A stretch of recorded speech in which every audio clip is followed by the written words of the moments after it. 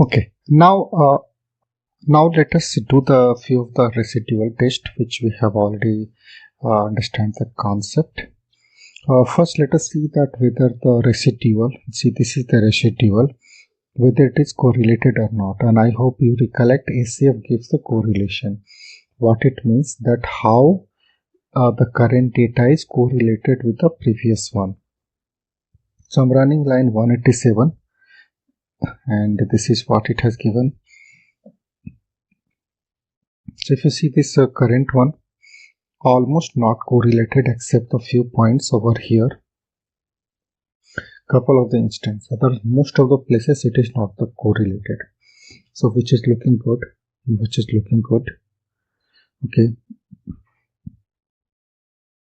okay. And there are few of the statistics that gives whether the residual is independent or not. So let us, and one of those are the box test and also known as a portmanteau test. Also, so let us run the line 191. So it is giving the p-value is almost near to the 0. So that means we do not have enough evidence to accept the null hypothesis. So we are rejecting the null hypothesis. Okay, and so here what it means that our p-value is less than this one. Okay, so hence not independent. Okay, p-value it is yes. Okay, so it is not independent. Ideally it should have been, but it looks like there is just some. It means it may, what I'm trying to figure it out, that it may not have that 100% or so, and 100%, but it may be little bit and so. But what it is trying to say, and okay, so it is saying not independent. Ideally it should have been that independent. So we have to see that how can we make it independent. It means we have to improve the model, and let us try to now try to draw this one. So this is the actual and this is the fitted. Fitted means basically predicted. Okay, so let us, in 194 we are trying to draw together. So this is how. See, if it looks, this looks okay, quite good. I'm not sure why this box state is saying p almost 0.05. That is the it means null hypothesis. Or if you want to see that what is the null hypothesis and also, let us see the example of this one. I'm just clicking the box text.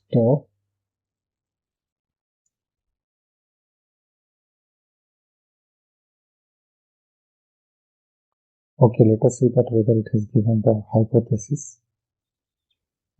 No, it has not given the hypothesis of both null and other. Let me search on internet. See, this is the way you should be learning it. Okay, let me see if you can.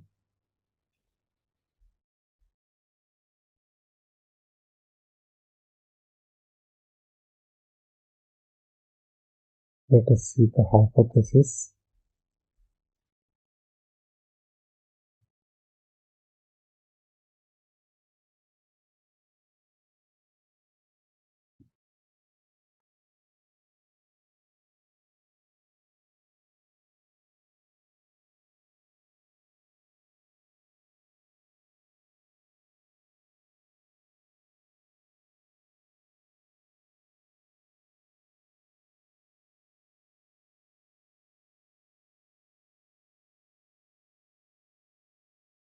Okay, it is not given me. Let me see the here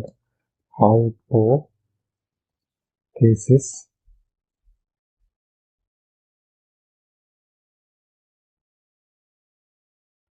And okay, it is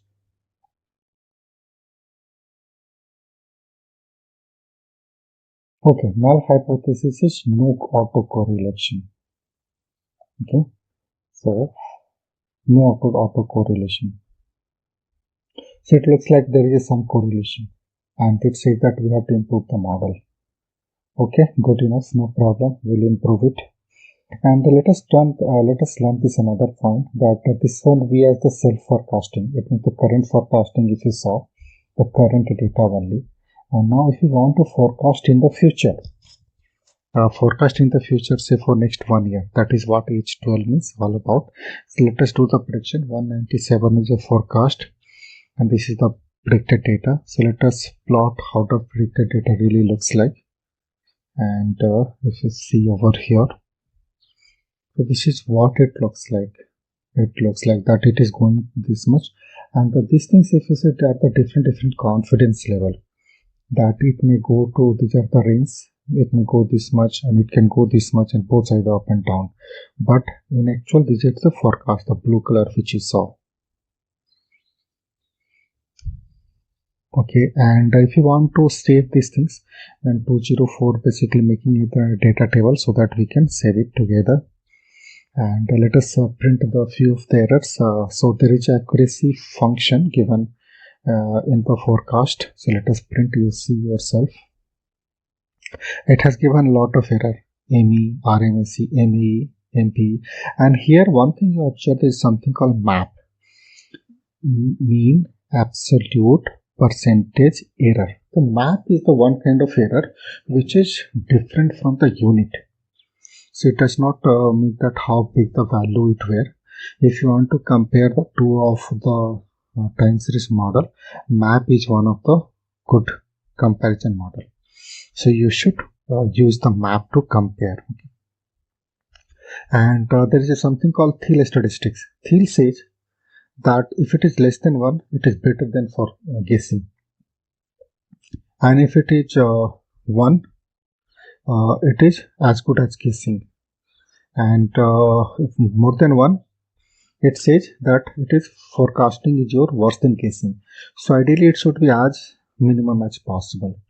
And to compare any model, we'll use MAP is the first criteria, and then we can use one more just to make sure. Okay, that's all. So that's all for this one, and let us see how let us see the other concept in the next one. Thanks for watching it. See you in the next one.